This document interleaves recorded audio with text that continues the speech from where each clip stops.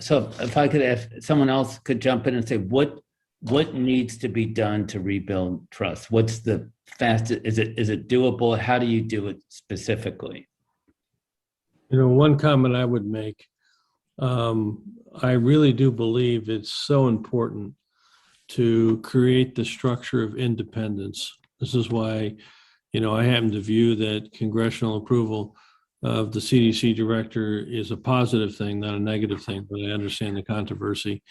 I do believe that the CDC director being appointed for 7 to 10 years, like the FBI director, the FBI director is not, his decision or her decision is not dependent on what the attorney general says. I think the structure right now is complicated, where the CDC director is reporting to the Secretary of Health, who's deciding to weigh in on what happens. And then that's weighed in on the White House, and there may be a special advisor to the president on health like we have right now.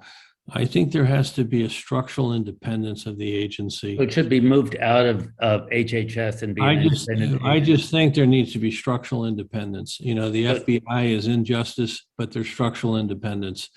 And I do think that we're seeing, I know I felt it in my term. I'm not sure my colleagues what they felt, but I'm sure Rochelle feels it in her term. There needs to be structural independence for public health advice to the American public. so you would stop short, or would you stop short of making it an independent agency? To me, as I said, the FBI is in justice and they report to, they're in the organization under the Attorney General, but the FBI director is independent. I just want to see the CDC director be clearly independent in their decisions, whether they're part of HHS or whether they're not. I think that's less important. What's important is that they're independent. They're not having to discuss their recommendations with the secretary and have the secretary then modify what they want.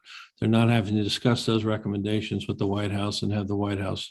No, it needs to be an independent agency, and the individual is going to be in that job for 7 to 10 years, and they give the best public health advice that they give to America. I think it's the lack of perception of independence that has undercut trust.